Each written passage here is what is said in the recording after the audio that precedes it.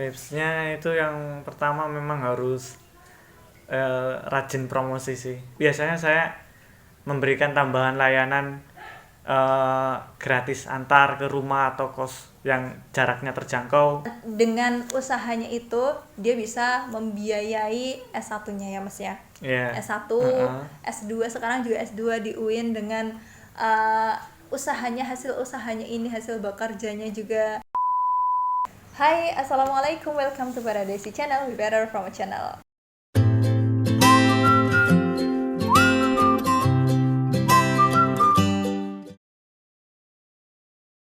Hai gengs, di kesempatan kali ini aku kedatangan salah satu narasumber atau bintang tamu, Cila. Ada Mas Amin Sahri. Halo, Assalamualaikum Mas Amin. Waalaikumsalam warahmatullahi wabarakatuh. Sehat ya Mas Amin ya? Sehat, alhamdulillah. Alhamdulillah. Jadi di sini Mas Amin ini adalah seorang pengusaha toko buku juga jasa ekspedisi ya Mas Amin ya? Iya, betul. Yang mana kalau jasa ekspedisinya udah berapa lama Mas Amin? Jasa ekspedisi atau pengiriman udah 2 tahun. Udah 2 tahun. Sementara kalau yang toko bukunya, kalau teman-teman tahu Rindu Buku yang ada di Jogja itu punya dua cabang ya. Yeah. Yang satu pusat sama cabangnya itu udah 10 tahun jualan bukunya. Betul. Jualan bukunya. Betul. Nah, jadi nanti teman-teman bisa tahu gimana sih biar bisa berkembang kalau yang jualan buku ataupun yang mungkin yang mempunyai bisnis lainnya bisa mengambil ilmu dari Mas Amin Sahri ini. Oke, jadi kita mulai dulu. Awalnya kok jualan buku tuh kenapa?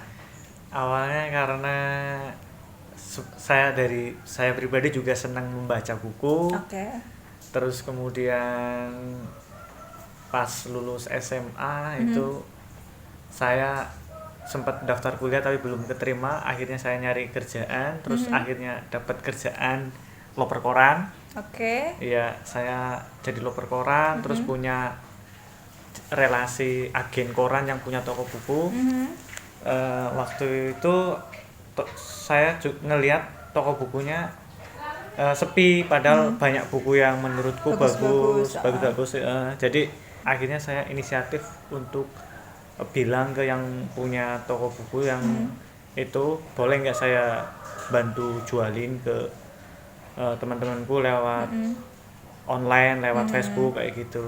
Terus boleh katanya. Terus akhirnya itulah awal mula saya jualan buku. Itu karena saya pada dasarnya suka baca buku, terus kemudian bekerjanya juga berkaitan sebagai loper koran, tiap hari baca koran, punya relasi yang punya toko buku, saya bantu jualin toko buku itu sih.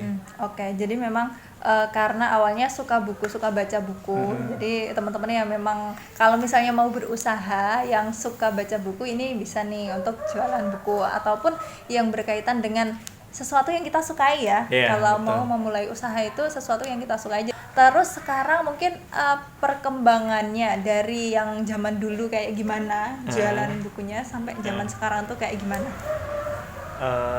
Awalnya dulu paling awal banget yaitu saat masih jadi loper koran, itu cara promosi bukunya lewat Facebook. Lewat Facebooknya itu kadang lewat HP, kadang ke warnet kayak gitu.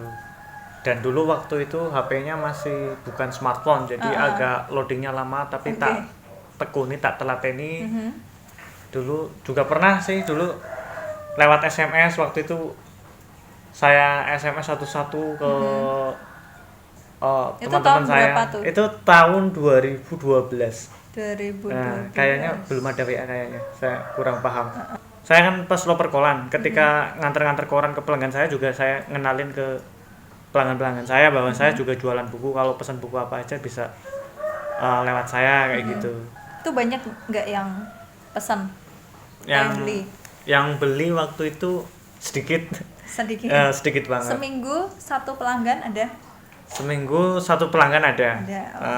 Tapi ya itulah, sepi lah. Tapi selama setahun tak jalani terus. Nggak pernah ngerasa capek walaupun ya karena suka sepi itu gitu. Tadi juga ya didasari karena suka. Terus menurutku itu buku banyak manfaatnya, banyak ilmunya, jadi perlu disebarkan, perlu dibaca banyak orang. Itu yang memotivasi aku tetap bertahan istiqomah itu jualan buku. Sampai akhirnya saya mencoba lagi untuk daftar kuliah dan akhirnya keterima di UIN Sunan Kalijaga. Nah, di UIN saya sempat main-main ke toko. Ternyata di Jogja banyak toko buku. Bukunya lebih banyak, lebih bervariasi, lebih up to date. Diskonnya lebih besar daripada pas di Cilacap. Ini yang membuat saya semakin semangat lagi untuk promosi buku, untuk jualan buku. Cara jualannya ya sederhana banget lah. Ibaratnya dulu cuma promosi lewat SMS, lewat Facebook. Kalau ada yang beli baru nunggu mereka transfer, baru aku ambilin ke toko kayak gitu. Karena nggak punya modal atau modalnya minim banget. Dan itu masih pakai sepeda ontel ya? Itu? Ya, masih pakai sepeda ontel. Ya. Kemana-mana sih pakai sepeda ontel. Ya betul. Ke toko-toko, ke penerbit naik sepeda ontel. Itu sekitar 3 tahun. Sekitar 3 tahun. Baru semester 6 itu bisa beli motor bekas. Oke. Beli motor bekas dari hasil jualan buku. Berarti itu pertengahan, kalau sekarang kan 10 tahun, berarti sekitar 5 tahun ada nggak? Belum sampai? Ya, itu berarti tahun keempat jualan buku. Tahun keempat jualan buku. Mulai larisnya kira-kira itu tahun keberapa tuh? Mulai laris itu pas kuliah semester 3 lah. Mulai laris. Setahun awal itu masih agak sepi, semester 3 naik, semester 4 naik terus karena lama-kelamaan karena ketekunan, ketelatenan orang jadi makin tahu lah. Kalau Amin tuh jualan buku gitu ya? Iya, jualan buku, terus orang ini benar-benar konsisten, testimoninya udah makin banyak. Dan aku lihat juga banyak diskon di tempatnya Mas Amin tuh. Iya, betul. Harganya murah-murah loh. Yang bikin laris salah satunya juga karena reseller sih ya. Reseller. Itu buka reseller pas tahun keberapa jualan buku? Jualan reseller itu pas yaitu semester 2 akhir. Semester 2 akhir itu awalnya nggak kepikiran nyari reseller, cuma ada beberapa pelanggan buku yang menawarkan diri gitu. Atau teman di Facebook yang ngamati aku jualan buku dan tertarik dengan buku-bukuku, dia bilang, "Gimana sih cara jualan buku, boleh nggak jadi reseller?" Terus akhirnya aku membolehkan itu. Yang boleh tak bisa yang daftar reseller. Awalnya yang daftar reseller 1-2 orang, terus sampai sekarang mungkin ada sekitar 80 reseller. Wow, 80 dari yang tadinya 1-2 orang jadi 80. Itu setelah tahun ke-10 ya jualan bukunya ya. Iya. 80 reseller dari berbagai daerah. Perkembangannya bisa dilihat ya gengsi. Ya mungkin nggak instan karena memang butuh perjuangan 10 tahun mendapatkan reseller sebanyak itu. Terus udah ada 2 toko buku kayak gitu ya. Terus juga jasa ekspedisi. Nah, kok mulai ke jasa ekspedisi kenapa? Karena melihat peluang kah? Tertarik jasa pengiriman itu sekitar semester 5 kayaknya udah tertarik. Udah mulai. Semester 5 itu tertarik. Tapi nggak langsung buka? Nggak langsung buka, sekedar cari-cari referensi gimana cara jadi agen. Tak baca-baca, syaratnya susah dan berat waktu itu, tapi tetap dalam hati suatu saat aku bisa kayak gitu. Soalnya yang tak usahakan agar jadi agen ekspedisi terwujud itu karena tiap hari selalu ada kiriman paket lumayan banyak kayak gitu. Kiriman Kita kan jualan buku online, otomatis tiap hari bukunya dikirim lewat jasa pengiriman. Kayak gitu. Jadi sekalian buka aja gitu ya, daripada kirim ke jasa pengiriman. Iya, biar dapat komisinya, dapat double dari buku untung, dari jasa pengiriman dapat untung. Selain itu, kalau punya jasa pengiriman sendiri bisa bikin resi sendiri lebih cepat gitu daripada capek-capek nganter ke agen lain kayak gitu. Udah nyoba sekitar semester 8, 9, 10 itu selalu berusaha menghubungi pihak-pihak ekspedisi. Saya tertarik daftar ekspedisi, gimana caranya gitu. Segala macam ekspedisi sempat saya hubungi dan jawaban mereka sama semua. Mereka jawabnya kalau Jogja itu kuota agen sudah full. Oke. kuota agen sudah full kayak gitu. Tapi saya tetap nggak menyerah, tetap terus berusaha nyari info terus sampai akhirnya saya daftar agen ekspedisi Sub Express di ACC. Oke. Terus kemudian daftar lagi agen Lion Parcel di ACC. Terus kemudian daftar agen pengiriman luar negeri Hoyer Express di ACC lagi. Oke. Kayak gitu. Awalnya yang dua jasa pengiriman ini awalnya juga di ACC-nya cukup lama. Tetapi karena saya yang follow up terus, nanyain terus gitu ya? nanyain terus lewat email, lewat WA kayak gitu. Nelfon sampai 40 kali lebih. Ya itu. Ya perjuangannya ya. Tapi akhirnya hari berikutnya di ACC juga. Kayak gitu sih. Oke, dan dari perjalanan yang tadinya toko buku, terus akhirnya karena memiliki peluang, membaca peluang dan mewujudkan menjadi jasa pengiriman, kira-kira dari boleh dibocorin nggak kalau dari dulu, yang dulu awal-awal keuntungan dari usahanya itu berapa dan sekarang berapa per bulan? Oke. Kalau untuk buku mungkin profit kotornya dulu itu berapa ya? 5 juta kayaknya. Dulu awal-awal itu kotor. Kalau pas semester pertengahan lah. Oh iya, pas mulai kalau mulai naik pas semester pertengahan itu profit kotornya sekitar 5 juta. Kalau bersihnya? Kalau bersihnya mungkin berapa ya? 3-4 juta kayaknya. 3 sampai 4 juta. Lumayan ya. Itu pas punya berapa reseller tuh? Itu sekitar 50-an reseller. Oh, udah 50-an, gengs ya. Jadi harus mengumpulkan 50 reseller. Kalau sekarang? Kalau sekarang itu buku malah agak turun. Oh, gitu. Mungkin profit kotornya untuk buku sekitar 3 sampai 4 juta. Kalau yang ekspedisi profit kotornya itu sekitar 5 juta.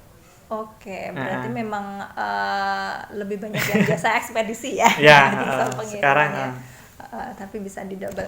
Dan mungkin lebih ke tips-tipsnya sekarang. Ini kan usahanya ada 2 nih, toko buku, jualan buku sama jasa pengiriman.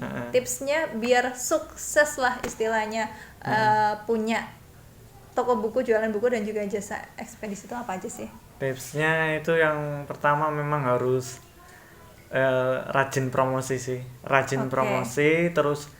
Itu promosi keduanya ya usahanya ya? Iya, kedua-duanya promosi lewat semua channel, entah itu medsos, WhatsApp, Instagram, Facebook, kemudian marketplace, terus kemudian itu jualannya ada di marketplace juga ya? Marketplace ada di Shopee sama Tokopedia. Terus kemudian memberikan pelayanan yang lebih itu, yang semaksimal mungkin.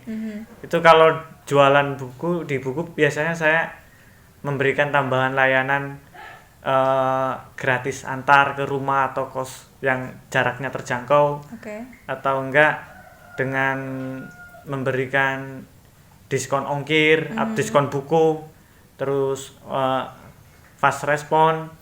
Terus kemudian tips berikutnya terus belajar cara promosi yang efektif. Kalau ada kita udah promosi gagal, kita belajar lagi. Kira-kira cara promosi yang bagus itu gimana? Kayak gitu. Terus kemudian ini sih bikin Google Maps juga. Itu efek ya? Itu sangat berpengaruh banget karena setiap hari selalu ada orang yang datang ke toko buku sama jasa pengiriman saya itu karena Google Maps. Itu sih. Terus berikan ini variasi promosi. Kadang promosinya itu bonus buku, terus kemudian gratis ongkir, kemudian potongan ongkir, kayak gitu. Terus itu sih kira-kira. Jadi emang aku karena cukup sering juga lihat Mas Amin ini promosi di WhatsApp, tahu ternyata ada diskon ini, misalnya buku 5 harganya berapa, murah kayak gitu ya Mas Amin ya. Harga paketan murah. Harga paketan murah. Terus juga misal buku ini yang biasanya ditemukan di pasaran harganya 100.000, di Mas Amin tuh bisa berapa, paling 70, 80, bisa lebih murah kayak gitu loh. Jadi emang ya meskipun mungkin berarti keuntungan dikit-dikit, tapi dengan kayak gitu nanti bisa lebih banyak gitu ya yang beli. Oke. Mungkin kayak gitu ya gengnya. Ada yang mau ditambahin Mas Amin? Tambahin lagi apa ya? Paling buat teman-teman yang mau melakukan usaha bisnis, yang kuncinya harus memang ini sih, ketekunan, istiqomah, jangan gampang menyerah, terus kemudian lakukan pelayanan yang maksimal, terus juga jangan lupa berdoa juga, terus jangan lupa berbagi juga kayak gitu. Oke, luar biasa sekali, bener banget yang dibilangin Mas Amin. Dan mungkin sekilas juga aku ceritain ini, Mas Amin kan dengan usahanya itu dia bisa membiayai S1-nya ya Mas ya. S1, S2, sekarang juga S2 di UIN dengan usahanya, hasil usahanya ini, hasil bekerjanya juga, terus istilahnya bisa karyawan ya. Ada berapa karyawan Mas Amin? Kalau sekarang 3 full time, 1 part time. 3 full time, 1 part time ya. Jadi seperti itu, geng. Semoga bisa dipetik hikmahnya, bisa diambil manfaatnya, dan nanti akan ada juga cerita perjuangan Mas Amin ketika menempuh S1 dengan biaya sendiri, sementara Mas Amin ini dari keluarga yang sederhana ya Mas Amin. Oke, jadi saksikan ceritanya di next episode. Dan yang mau beli buku atau mau jadi reseller atau mau tanya-tanya sama Mas Amin lebih lanjut, nanti aku kasih linknya di kolom deskripsi di bawah. Terima kasih dan see you in the next video. Dadah. Wassalamualaikum warahmatullahi wabarakatuh. Terima kasih Mas Amin. Sama-sama Mbak.